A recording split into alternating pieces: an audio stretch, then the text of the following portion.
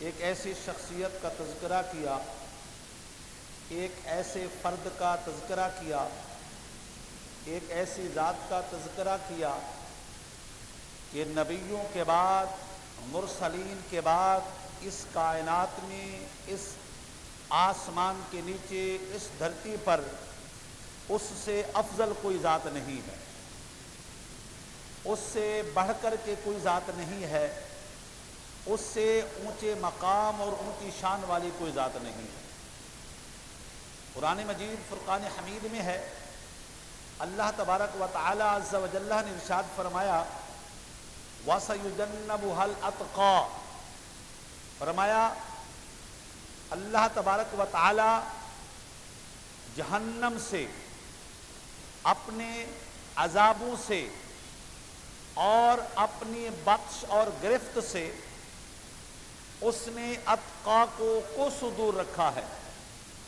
جس بندے کا ذکر ہو رہا ہے وہ جہنم میں کوسوں دور ہے، جہنم سے کوسوں دور ہے، اور یہ وہ بندہ ہے جس کا ذکر اللہ تبارک و تعالیٰ کر رہا ہے، اور قرآن کہتا ہے وَسَيُجَنَّبُهَا الْأَتْقَى، اور وہ بڑا پرہیزگار ہے، وہ بڑا متقی ہے، وہ امام الاتقیاء ہے۔ یاد رکھیے گا، جس طرح نبیوں میں حضور علیہ الصلاۃ والتسلیم کی ذات بابرکات امام الانبیاء ہے، اگلے پچھلے ولیوں میں، اگلے پچھلے صحابہ میں، اگلے پچھلے لوگوں میں، اگر حضور علیہ الصلاۃ والتسلیم کی امت میں اگر کوئی امام الاتقیاء ہے، امام الازکیاء ہے، امام الاسفیاء ہے تو وہ سیدنا ابو بکر صدیق رضی اللہ تعالی عنہ۔ اللہ کے سارے نبی اونچے مقام والے، اللہ کے سارے نبی بڑے درجے والے، اللہ کے سارے نبی اپنے اپنے موقع، اپنے اپنے محل پر ان کا کوئی ثانی نہیں ہے، ان کا کوئی مقابل نہیں ہے۔ رب کعبہ کی قسم، ہر نبی کے امتی اور ہر نبی کے صحابی کا درجہ اپنی جگہ پر بڑا اونچا ہے، بڑا اعلیٰ ہے، بڑا عمدہ ہے، بڑا مخلص ہے، اس میں کوئی شک ہی نہیں ہے۔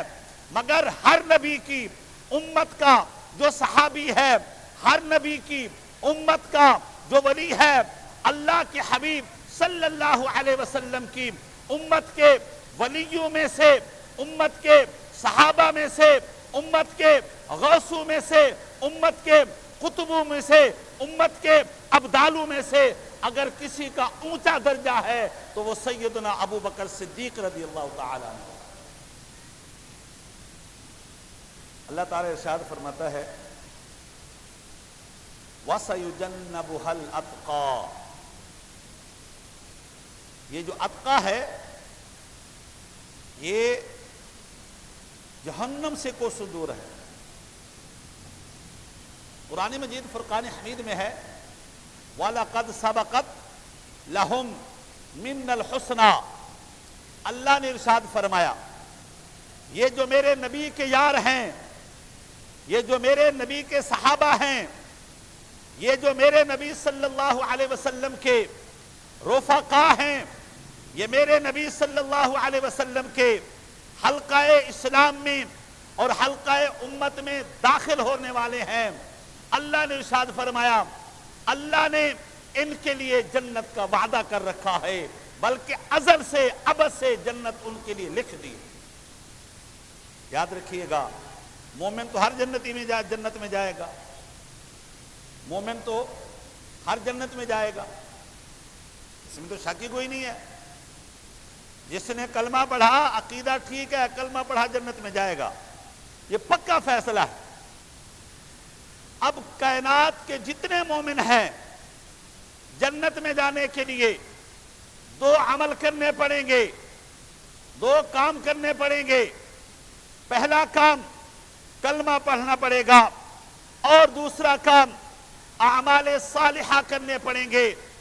اگر کسی نے اعمال صالحہ بھی کیے اور ایمان بھی لایا، اللہ تبارک و تعالی فرماتا ہے اولئک هم الفائزون، یہ کامیاب لوگ ہیں، اولئک هم المہتدون، یہ ہدایت یافتہ لوگ ہیں، اولئک هم المفلحون، یہ فلاح پانے والے ہیں، اولئک علی ھدی من ربہم، اللہ نے ان کو ہدایت پر سوار کر رکھا ہے۔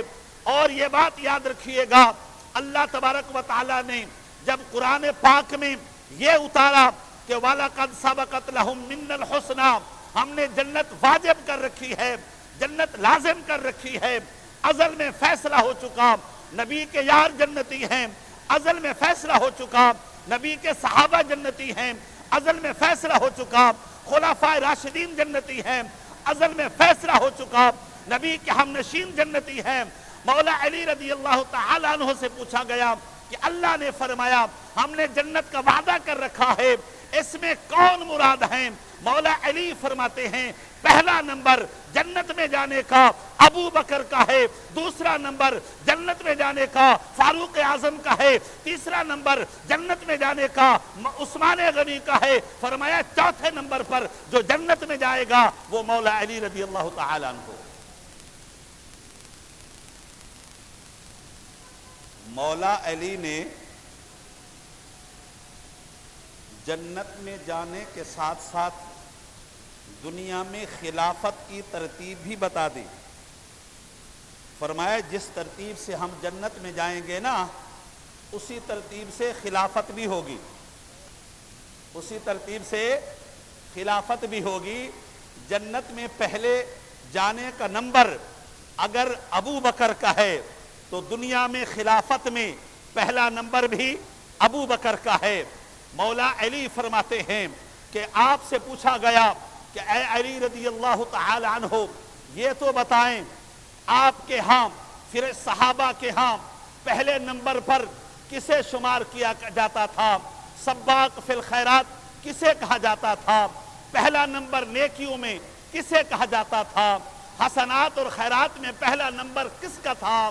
مولا علی رضی اللہ تعالیٰ عنہ سے پوچھا گیا من ہوا اشجع الناس، اے خیبر شکن علی، اے خیبر کے قلعہ اکھیڑنے والا علی تو بتا شجاعت میں، بہادری میں، بطالت میں پہلا نمبر کس کا ہے؟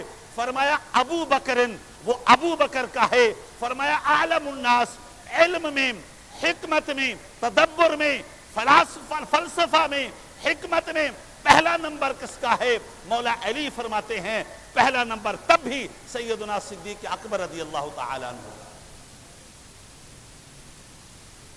مگر ہمارے ہاں قوالیاں گائی جاتی ہیں اور بڑی محبت سے ہم سنتے ہیں، دمادم مست کلندر علی دا پہلا نمبر، نہ، پہلا نمبر ابو بکر کا ہے، پہلا نمبر ابو بکر کا ہے۔ قرآن مجید فرقان حمید میں اور علماء نے لکھا ہے اللہ تبارک و تعالی عز و جل نے جب سے کائنات بنائی ہے اور قیامت تک، جب سے کائنات بنائی ہے قیامت تک اللہ نے ہر مقام پر نبیوں میں پہلا نمبر اپنے حبیب کو دیا، اور نبوت کے بعد، رسالت کے بعد پہلا نمبر سیدنا ابو بکر صدیق کو دیا رضی اللہ تعالی۔ حضور فرماتے ہیں جب اللہ نے کہا تھا الست بربکم، اللہ نے ہماری روحوں کو پیدا کیا اور پیدا کرنے کے بعد پوچھا کیا میں تمہارا رب نہیں ہوں؟ آپ سب میری، ہماری روحیں خاموش تھی۔ پہلے نمبر پر جس نے کہا بلا کیوں نہیں، تو ہمارا رب ہے، میرے حبیب فرماتے ہیں دوسرے نمبر پر جس نے کہا تو ہمارا رب ہے وہ سیدنا ابو بکر صدیق تھے رضی اللہ تعالی۔ حضور علیہ الصلوۃ والتسلیم پیغام رسالت لے کر کے آئے، پیغام رسالت لے کر کے آئے۔ آپ نے جب اعلان نبوت فرمایا، آپ نے 12 مرتبہ صحابہ کو فرمایا صحابہ علی کے بارے میں، ابو بکر کے بارے میں محتاط رہنا، اس لیے کہ جب میں نے اعلان نبوت کیا تھا جو مجھے صادق کہتے تھے، جو مجھے امین کہتے تھے، جو امانتیں میرے پاس رکھتے تھے، وہ میرے مخالف ہو گئے، انہوں نے تصدیق کرنے سے انکار کر دیا، کلمہ پڑھنے سے انکار کر دیا، حلقہ بگوش اسلام ہونے سے انکار کر دیا۔ فرمایا جس نے پہلے نمبر پر اسلام قبول کیا، پہلے نمبر پر حضور کی غلامی اختیار کی، پہلے نمبر پر نبی پر مال قربان کیا، پہلے نمبر پر نبی پر جان قربان کی، پہلے نمبر پر آل اولاد قربان کی، فرمایا وہ ابو بکر صدیق رضی اللہ تعالی عنہ۔ اگلی بات سنیے، بڑی توجہ طلب بات ہے۔ حضور علیہ الصلوۃ والتسلیم نے ارشاد فرمایا کہ جب اسلام کی قبول کرنے کی باری آئی تو سب سے پہلے میری امت میں سے جس نے اسلام قبول کیا وہ ابو بکر صدیق رضی اللہ تعالی عنہ ہیں۔ اور آپ نے ارشاد فرمایا جب ہجرت کا سفر طے ہوا، ہجرت کا سفر میں کرنے لگا، اللہ تبارک و تعالی عز و جل کے جبریل امین میرے پاس آئے اور کہنے لگے اے اللہ کے حبیب، ابو بکر کو ساتھ لے اور ہجرت کر کے مکہ چھوڑ دیں، اپنا آبائی گاؤں چھوڑ دیں، اپنا آبائی علاقہ چھوڑ دیں، اپنے خاندان کو چھوڑ دیں، اور آپ کو مدینہ جانا ہے، مدینہ جانا ہے۔ حضور علیہ الصلوۃ والتسلیم فرماتے ہیں، بڑی توجہ طلب بات ہے، فرماتے ہیں کہ میں گھر سے نکلا، چپکے سے میں سیدنا ابو بکر صدیق رضی اللہ تعالی عنہ کے گھر پہنچا، ایک پچھلی کھڑکی تھی، میں نے کھڑکی کراس کی تو سامنے دیکھا تو ابو بکر کھڑے ہوئے تھے، ابو بکر کھڑے ہوئے تھے۔ بڑی توجہ طلب بات ہے، ابو بکر کھڑے ہوئے تھے، میں نے ابو بکر کو دیکھا تو ابو بکر ایسے کھڑے ہوئے ہیں جیسے کہیں جانا ہو، کہیں سفر کرنا ہو، تیاری کر کے کھڑے ہوئے ہیں، اور جو ہے وہ پورے مستعد کھڑے ہوئے ہیں۔ میں نے کہا ابو بکر کیا بات ہے کہ مجھے رب نے کہا، جبریل نے مجھے بتایا، میں نے کسی بندے کو نہیں بتایا، میں ہجرت کر کے جا رہا ہوں، یا تو جبریل نے مجھے بتایا یا میں علی کو بتا کر کے آیا ہوں، علی میرے بستر پر آرام کر رہا ہے، یا تو جبریل کو پتا تھا یا حضور نے فرمایا مجھے پتا ہے کہ ہجرت پر جانا ہے، یا میں نے علی کو بتایا ہے ہجرت پر جانا ہے۔ آپ تو ایسے مستعد کھڑے ہوئے ہیں کہ جناب والا آپ کو بھی جانا ہے، آپ کو کس نے بتایا؟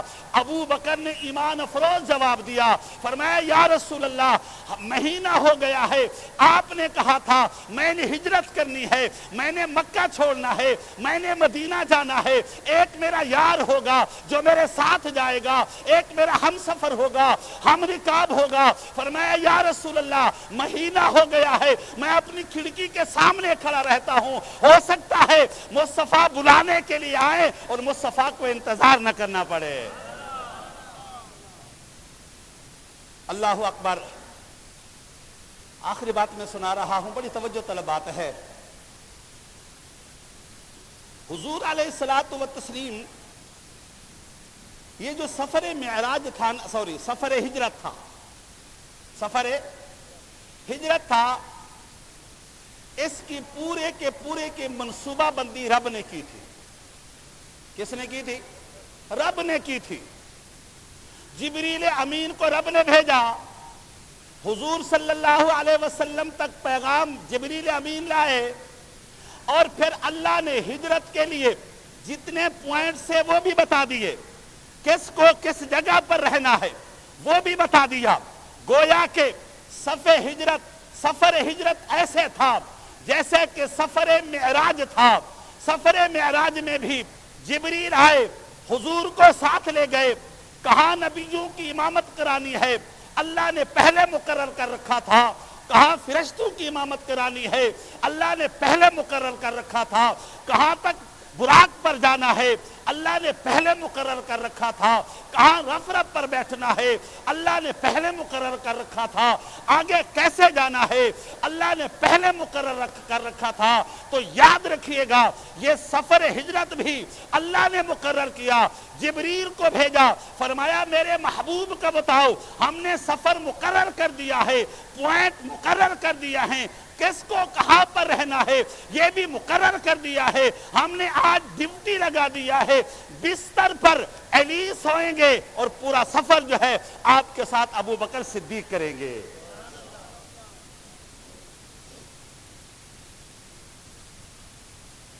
اللہ اکبر. آج بڑی عجیب باری ہے, علی بھی حضور پر جان قربان کر رہے ہیں اور ابو بکر بھی حضور پر جان قربان کر رہے ہیں. اور فرق اتنا ہے, جب حضور نے علی کو بلایا, فرمایا علی سو جا, یہ سامنے کافر بیٹھے ہوئے ہیں, ان سے بچنا ہے مجھے, میں یہاں سے نکلوں گا, یہ میرے مارنے کے لیے آئے ہوئے ہیں, علی سو جا. سونے کے بعد مولا علی نے پوچھا یا رسول اللہ کیوں؟ آپ نے فرمایا صبح اٹھنا اور میرے پاس امانتیں ہیں, یہ کفار کو دے کر کے مدینے آ جانا. گویا کہ حبیب نے علی کو خطرے میں سلایا بھی صحیح اور جنت کی اور جو ہے زندگی کی گارنٹی بھی دے دی تھی. فرمایا صبح اٹھنا. صبح اللہ تعالی محبوب کے صدقے سے ہمارا آج کا درس جو ہے وہ قبول فرمائے. وما علینا الا البلاغ.